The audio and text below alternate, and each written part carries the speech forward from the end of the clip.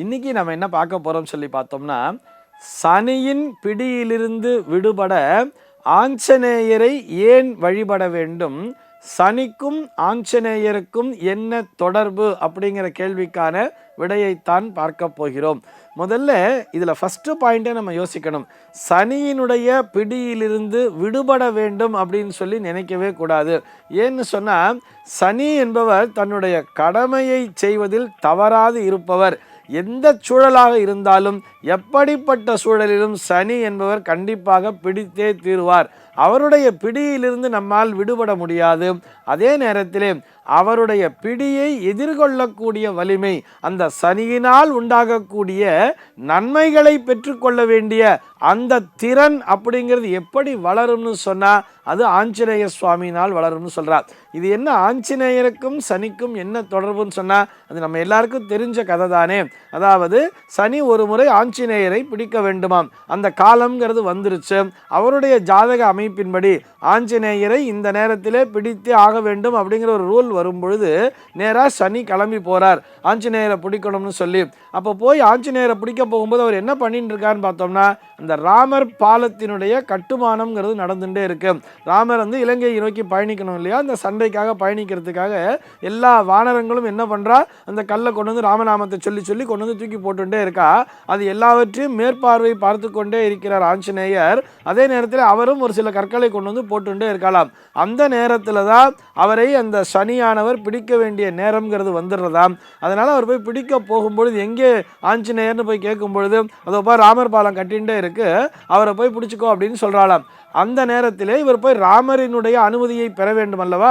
ஏன்னா ஆஞ்சநேயர் எப்போ பார்த்தாலும் ராமநாமத்தை சொல்லிக்கொண்டே இருக்கிறார், சதா ராமநாமத்தை ஜபித்து கொண்டே இருக்கிறார். என்ன பண்ணுறதுன்னு தெரியாமல் நேராக சனி போய் ராமர்கிட்டயே கேட்டாராம், உங்களுடைய அந்த பக்தனாகிய ஆஞ்சநேயனை நான் பிடிக்க வேண்டும், அதற்கான நேரம் என்பது வந்து விட்டது அப்படின்னு சொன்ன உடனே, ஆஹா அதனால் என்னப்பா, நீ உன்னுடைய கடமையை செய் அப்படின்னு சொல்லி ராமர் சனிக்கு அனுமதியும் கொடுத்துட்டாராம். நேராக சனி போய் ஆஞ்சநேயரை வணங்கி நின்று, ஐயா நான் உங்களை பிடிக்க வேண்டிய காலம் என்பது வந்து விட்டது, அதற்கு நீங்கள் அனுமதிக்க வேண்டும், நான் உங்களுக்கு என்ன ப்ரிஃபரன்ஸ் கொடுக்குறேன்னு சொன்னால், உங்களை எந்த பாகத்திலே பிடிக்க வேண்டும் என்று நீங்களே சொல்லுங்கள்னு சொல்லி ஆஞ்சநேயர்கிட்ட கேட்டாராம். உடனே ஆஞ்சநேய சுவாமி சொன்னாராம், நீங்கள் எவ்வளவு பெரிய ஒரு மகாத்மா, சனி என்பவர் கடுமையாக உழைத்து கொண்டே இருப்பவர்கள், உங்களுக்குரிய மரியாதையை நான் தர வேண்டும்.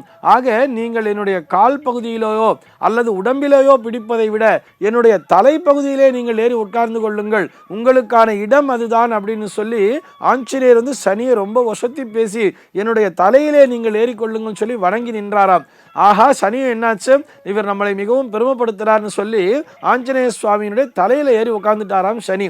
அப்போ ஆஞ்சநேயர் என்ன பண்ணாராம், ராமரினுடைய அந்த பெயரை சொல்லி கொண்டு அந்த கற்களை சுமந்து கொண்டார் அல்லவா, சுமந்து தானே கொண்டு போய் போட்டுருக்கார் கடல்ல, ராமராமான்னு சொல்லி அந்த கற்களை சுமந்தாராம், தூக்கி தலைமையில தூக்கி வச்சாராம். அதுவும் இப்போ வேணும்னே என்ன பண்றார், ரொம்ப பெரிய பெரிய கல்லா பார்த்து ஒரு மலை மாதிரி இருக்கிற கல்லெல்லாம் தூக்கி தலைமையில வச்சுட்டாராம், கொண்டு போய் கடல்ல சமுத்திரத்தில் போட்டுருக்கார்.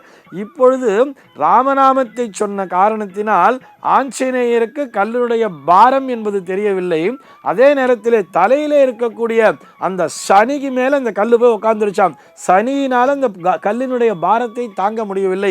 வலி தாங்க முடியாம, வலி பொறுக்க முடியாம கொஞ்ச நேரம் வரைக்கும் பொறுத்து பார்த்துட்டு, அதுக்கு மேல இதுக்கு மேல நம்மளால பொறுக்க முடியாதுடா, இவர் என்னடானா எப்ப பார்த்தாலும் ராமநாமத்தை சொல்லி பெரிய பெரிய கல்லாத்தி கொண்டு தலையில வைக்கிறாரு, நம்ம மேலதானே இந்த பாரம் இறங்குதுன்னு சொல்லி சனி அவரை விட்டு கீழே இறங்கி ஓடி விட்டாராம். அப்பொழுது சனி இறங்கி நேராக அவருடைய பாதத்திலே நமஸ்காரம் பண்ணி சொன்னார் ஆஞ்சநேய சுவாமிக்கு, ஐயா நான் உங்களை 7.5 வருஷம் பிடிக்கணும்னு நினைச்சேன், ஆனால் 7.5 நாழிகை மட்டுமே பிடித்தேன். இதற்கு நீங்கள் அந்த ராமநாமத்தை சொன்னதுதான் காரணம், உங்களை என்னால் பிடிக்க முடியாது. ஆனால் உங்களோடு இணைந்ததால் இந்த ராமர் பாலத்தை கட்டுகின்ற பணியிலே அடியேனுக்கும் ஒரு சிறு பாக்கியம் என்பது கிடைத்திருக்கிறது. இந்த கற்களை நீங்கள் சுமக்கும் பொழுது உங்கள் தலை மீது இருந்த நானும் அதை சேர்த்து சுமர்ந்திருக்கிறேன் அல்லவா, எனக்கு அதற்கான பாக்கியம் உங்கள் மூலமாக கிடைத்திருக்கிறது. ஆக எவர் ஒருவர் உங்களை வழிபட்டு வருகிறாரோ அவர்களை நான் பிடிக்கும் பொழுது அதற்கான தாக்கத்தினை, அதற்கான கெடுபலனை கம்மியாக தான் தருவேன் அப்படிங்கிற மாதிரி சொன்னாராம். எவர் ஒருவர் உங்களை வழிபடுகிறார்களோ அவர்களுக்கு 7.5 சனியினுடைய காலத்தில் என்னால் நடக்கக்கூடிய நற்பலன்கள் தான் கிடைக்கும், அவர்களை நான் எந்த விதத்திலும் அவர்களுக்கு கெடுபலன்களை உண்டாக்க மாட்டேன் அப்படிங்கிற ஒரு வாக்குறுதியை சனி ஆஞ்சநேயருக்கு கொடுத்ததாக அந்த கதையானது நமக்கு சொல்கிறது. இதுதான் சனிக்கும் ஆஞ்சநேயருக்கும் இடையே உள்ள தொடர்பு. ஆக ராமநாமத்தை சொல்லிக் கொண்டிருந்தாலே நம்முடைய அருகிலே ஆஞ்சநேயர் வந்து இருப்பார். ஆஞ்சநேயர் பக்கத்தில் இருந்தாலே சனியினால் உண்டாகக்கூடிய அந்த பிரச்சனைகளை எதிர்கொள்ளக்கூடிய வலிமை என்பது நம்மிடத்திலே வந்து சேர்ந்து விடுகிறது. சர்வே ஜனாஹ சுகினோ பவந்து.